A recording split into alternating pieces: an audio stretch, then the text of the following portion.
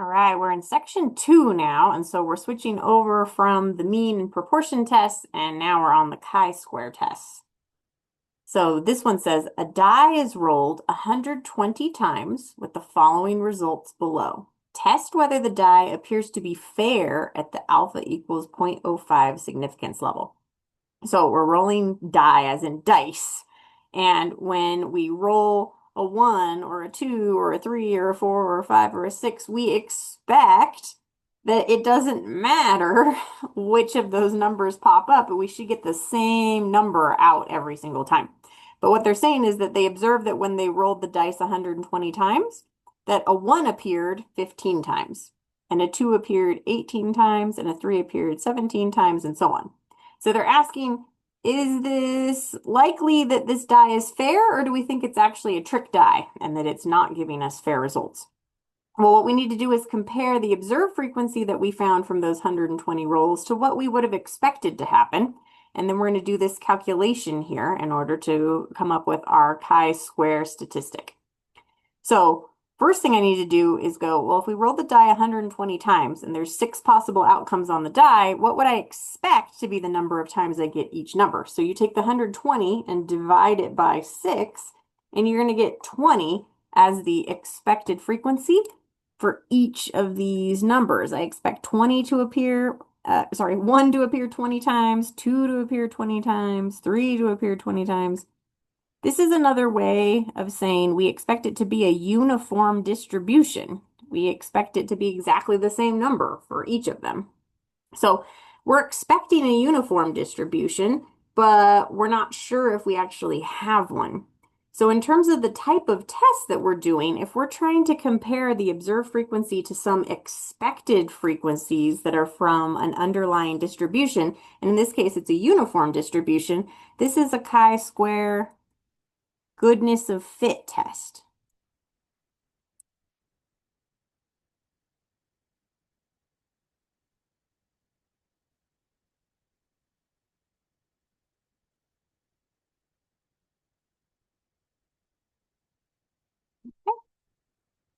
So now we have a little math to do.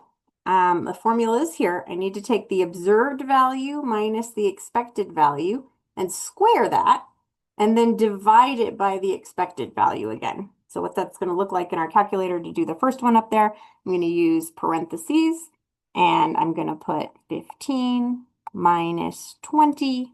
We're going to end the parentheses, use the little caret button here. So this caret button right here to square it.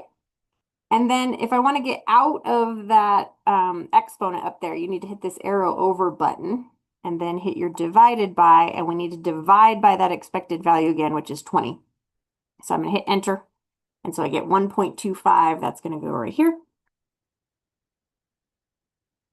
And we're going to do that all the way down the list. So the next one I'm going to enter is 18 minus 20. End the parentheses. We're going to hit the little caret button and square it.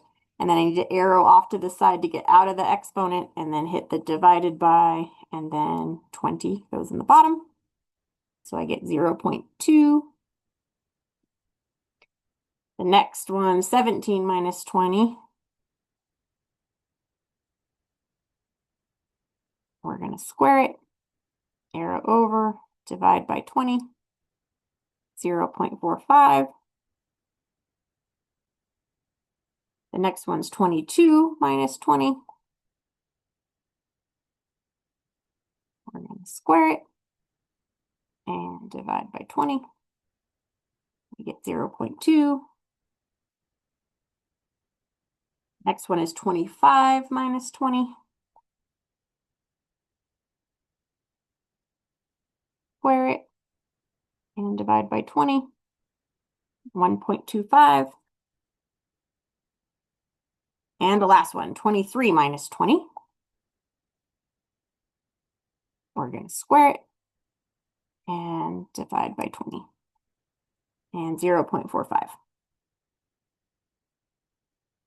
Okay, so we filled in that last row, or column, sorry, and now in order to get this chi-squared number, we need to add them all up.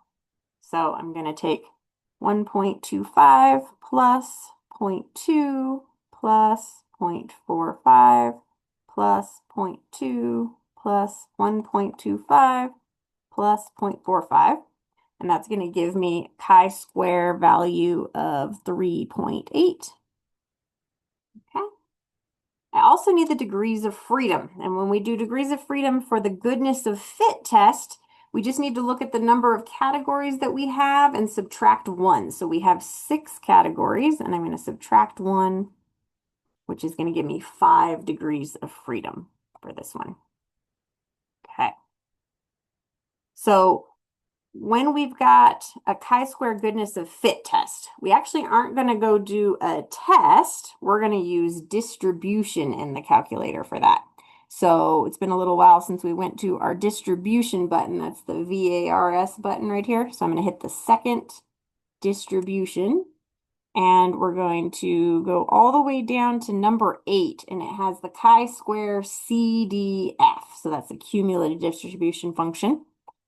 And it wants us to put the lower number in, and the lower number is your chi-squared value. So we're going to put 3.8 in there. The upper number is going to be 10 to the 99th power every time. So anytime we do one of these chi-square goodness of fit tests, 10 to the 99 is going to be the upper value. And then degrees of freedom, we're going to put in 5. And then we'll hit enter. And what's going to happen is this is going to give us our p-value. It doesn't say p-value, but that's what pops out of the chi-square CDF test. So I have a p-value of, 0 point, that's down here, 5, 7, 9 if I round it. The alpha that they told us is 0.05. But I'm not ready to do my decision yet because they didn't write my null and my alternative hypothesis. Not too hard when we're doing a chi-square goodness of fit test. The null hypothesis is always that the values match our expected distribution. Our expected distribution is the uniform distribution one here. So different way we could say this, we could say that the die follows a uniform distribution, or we could say the die is fair because if it follows a uniform distribution, that means it's a fair die. Less words for me to write that for this one, so I'm going to say the die is fair.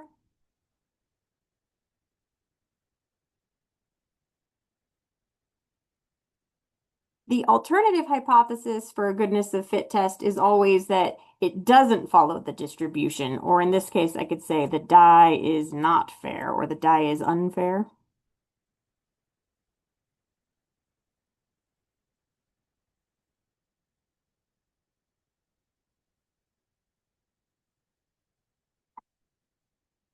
So in terms of the decision that we're going to make then, we're comparing our pretty big p-value to this alpha value. So my p-value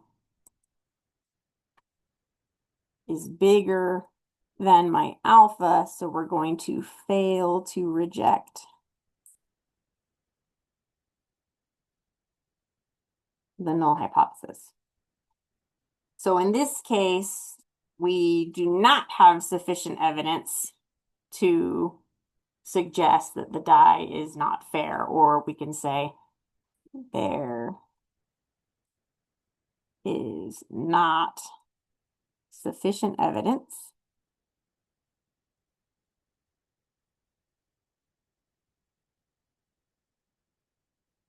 at the 5% level to suggest that the die is not fair.